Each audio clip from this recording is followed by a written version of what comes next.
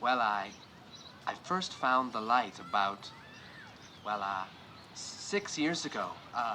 Before that, Jerm and I were nearly inseparable, you know.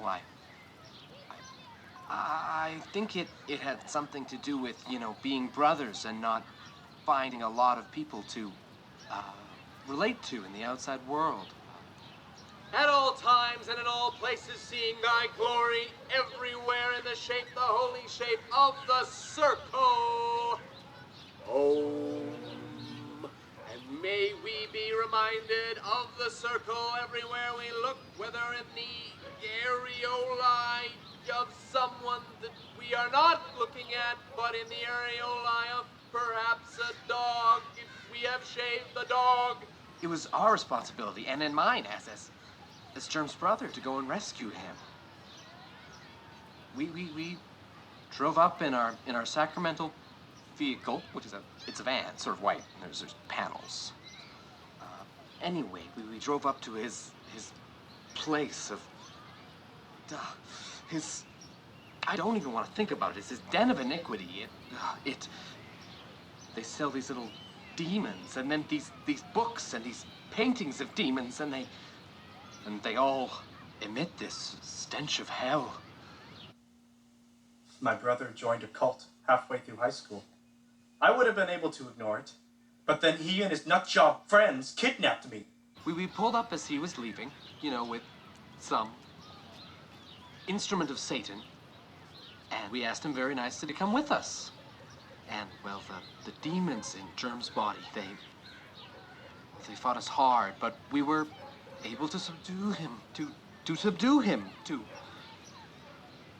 we were able to subdue him with love and the light and some clubs, which they're kind of padded, they're not, you know. They tried dressing me up in a silly white robe and getting me to go outside to run around in the sunshine. Every day at sunset, they would start weeping, and then at night, they would pray that the sun will return.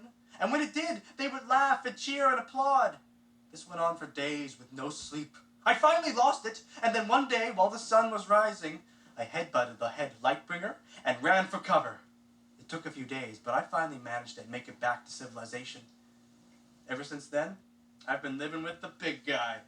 He's all the protection and family a guy could ask for. But I do believe there is still hope for him. He can be rescued. And, Jerm, if you're watching, I miss you, Jerm.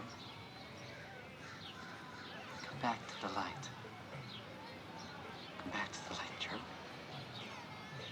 That's all. Insolaris.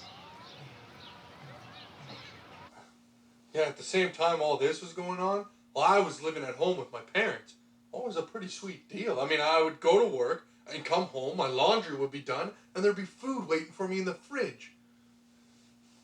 Then one day they just upped and moved to Florida. Didn't even tell me.